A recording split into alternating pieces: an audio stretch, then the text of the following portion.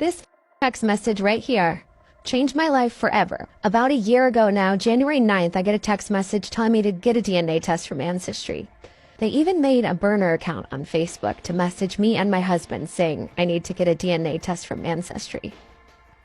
They would not provide me with any sort of proof that this was real. And obviously I called my mom immediately saying, what the So a little backstory. My parents divorced when I was 9. I was very close with my mom, and she always told me the story that, like, she was not, and my dad cheated. My dad was a cheater. So when I called her, and she says, I know exactly what you're talking about. I had an affair. I almost fell off my chair. She had an affair with a guy 10 years younger than her when she was in college. They went away for like a weekend or something, and it was a one-time thing, but he even saw her on campus and said, is that mine? And she denied it. This either gaslit herself or thought she was going to take it to her grave. So I order an ancestry test immediately.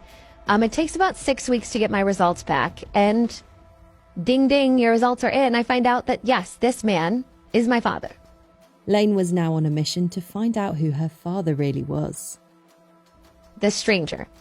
So I message him immediately, and he lives in California. He's British.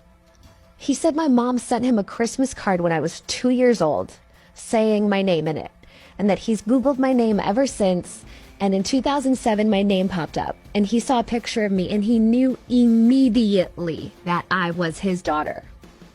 So he emails my mom wanting to get in contact with me, and she denies it and kind of threatens him and says, please do leave us alone. Do not ever contact me again. She's mentally unwell and something bad would happen. She might harm herself if she ever finds out. So what did he do? He followed me on social media my entire life. He watched me date my boyfriend, get married, have babies, everything, all from the outside, not able to know me. So 2007, right, he contacts my mom and she tells him to leave us alone and never contact us again. The following year, I moved to California. That's where I went to beauty school. He was actually living in Southern California at the same exact time. And he was able to see where I worked and where I went to school because, again, he followed me on social media. Like, he drove past my work once. He even called, I guess, to hear my voice. He asked what time we closed or something. He was even going to come in for a haircut, but his wife talked him out of it. She was convinced that I would recognize him, but I swear I wouldn't have, because never did I ever in a million years suspect this. What else can I tell you? Oh, that I have 2 little sisters? I say little, like one of them's 2 years older than my son. If he was going to have a boy, he was going to name his son my son's name. And for both of his daughters' names, he had my daughter's name on both of their lists, and both of his daughter's names were on my list for a baby girl. He's a marine biologist, and before I decided to go to beauty school, I toured a school for marine biology. So from 2007 on, he did nothing but watch me through social media go throughout my life. Nothing happened until January this year when I got that message on Facebook. Maybe you're wondering who sent this text message. Well, that's a whole nother story, because it was actually, I think, his brother's son who has a similar story to me. Like, found out later in life that that man was his biological father and didn't want me to go through that. I mean, too late, but I guess he just wanted me to know the truth. So unfortunately, this did sever my family, and it did destroy the relationship between me and my mom. There's a lot more that goes into this, but you can imagine that a secret of this magnitude requires a lot of lying and betrayal and manipulation to keep it up for this long.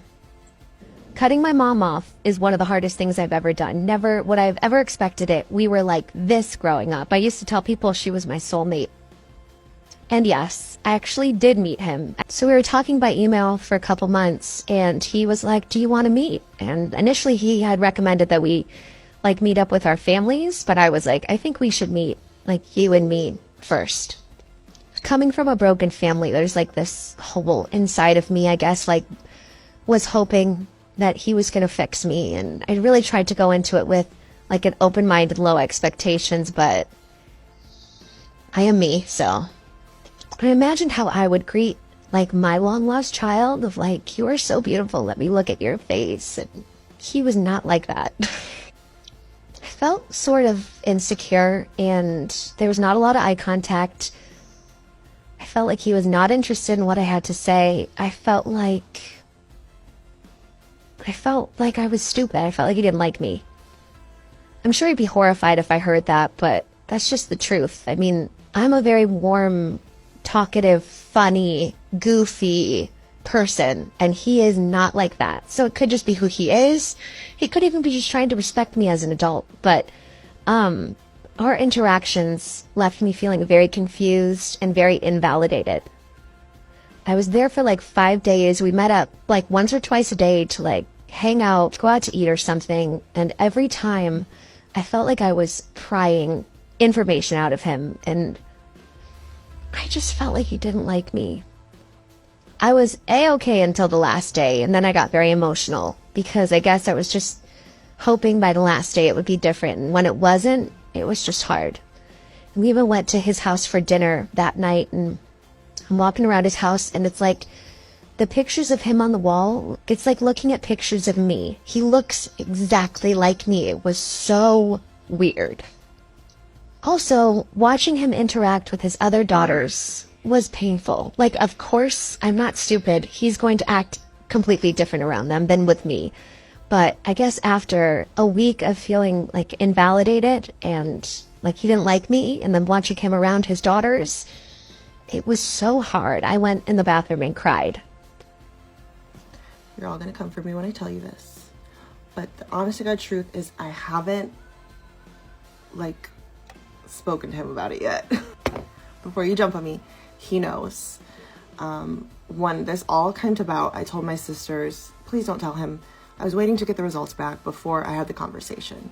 But one of my sisters, whom I'm estranged with, immediately told him. So I don't know what his reaction was. I can only imagine he was just as devastated as me. But then there's also the fact, like, between him and I, not a lot changes. Like, that's still my dad. I'm still his daughter. My kids are still his grandkids. You know, like, he FaceTimes my son every day. My son's named after him. Like, I have his signature on the back of my neck. That's my dad. I will, okay? I will. I'm just taking it at my own pace. I just feel like I have two dads now, which is a good thing. The more the merrier. Lane's story of uncovering what happened between her parents when she was conceived and in the early years of her life is mind-blowing to hear. To receive just a simple text telling her to look into her ancestry, leading her down a rabbit hole of discovery, is beyond belief. After a lot of struggle to discover the truth, thankfully Lane is comfortable with the fact that she has two dads in her life. More the merrier mentality is a healthy way to digest such a bombshell.